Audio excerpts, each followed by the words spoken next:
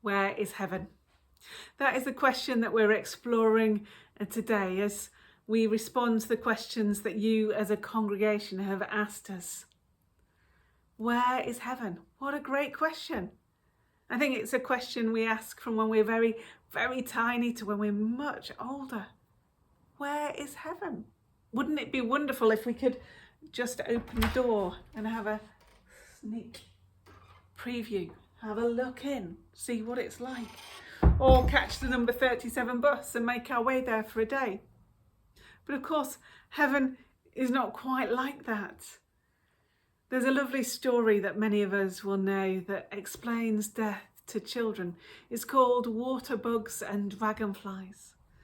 And in this lovely story, you have these water bugs kind of working their way around the bottom of the pond, getting on with their daily lives, being really busy, when they notice that every now and again one of their number starts climbing up a stalk, leaving the pond and disappearing.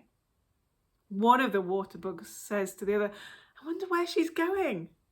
And so they make a pact, a deal with one another. Next time one of us leaves, we'll come back and say where we've been, say what it was like.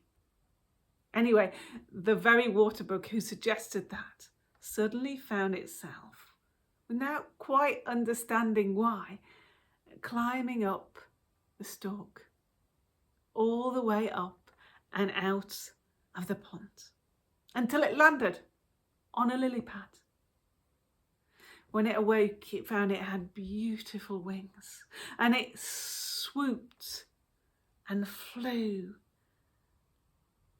and watched the beauty of this new place in which it had found itself. As it was swooping and flying, it looked down and saw the water bugs getting on with their daily activities, and it remembered its promise. I'll go back, I'll tell them where I've been, I'll tell them what it's like, I'll tell them not to worry. And so the water bug swoops and then lands on the surface of the water, and it can't break it. Lifts back up and tries again. And however much it tries, it can't get back, because the water bug is now in a new place. And of course, for Christians, there is the equivalent of the water bug who does make its way back in Jesus Christ, who broke the power of death and came back to show us that there is life, and life in all its fullness. But what he doesn't do is tell us where heaven is. Doesn't give us directions. Third on the right, up the road, up the hill, across the sea. Because heaven isn't like that. Heaven is beyond our understanding of geography. And heaven is beyond our understanding of time. Really interestingly, in the Bible, Jesus talks about heaven both being as something to come and something that is present, the kingdom of heaven. And of course, God's people in the book of Revelation long for a new heaven and a new earth. But it doesn't say exactly where it'll be. And that's perhaps because our understanding can't begin to comprehend that which is beyond space and beyond time. It doesn't make sense to describe heaven in those terms. Indeed, heaven is a fulfillment of God's promises to us, where there is no more crying or sorrow or pain or death, for the old order has gone.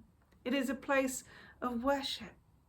It is a place where I believe we find our deepest needs met in our relationship with our Creator.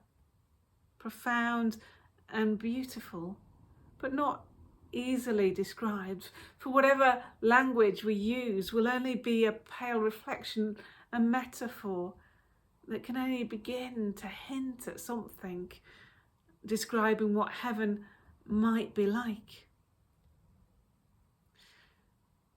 It It is true to say that in recent times our understanding of space and time has developed, and we've learned how little we understand this extraordinary universe. Physicists and great thinkers have contemplated and explored, and we know that our world is far more complex than it might first appear. And so perhaps we don't need to worry about exactly where heaven is. Perhaps the point is we need to know that it is there.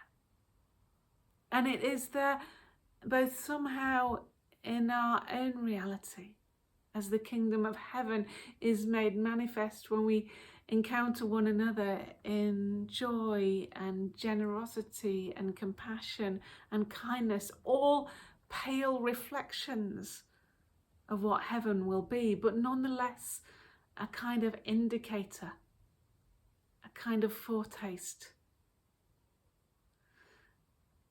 And I think it's important that we hold on to this, because there are certain traditions and certain backgrounds where people have been so focused on heaven as something over there, almost like an escape plan. You know, we're here on earth and we have to put up with it and we have to do our best and we have to believe in Jesus, and then it'll all be all right because we can escape to heaven. That's not really how Jesus sees it. If we see it like that, well, what is the point in us caring for one another, caring for our planet, caring for the future? Because of course this creation is meaningless in comparison to what is to come. That's not how Jesus sees it. Jesus sees the world that God has made and loves it as it is, and gets involved in it and brings about change and difference, bringing about the kingdom of heaven here in earth. And so we are called to follow that example, to be people who bring a foretaste of heaven into the lives of those around us, into our community, into our families, into our homes, into our church. And so perhaps there is an answer to the question of where is heaven. Heaven is seen in really impressive and simple ways in our own lives. In that sense, it has some tangibility.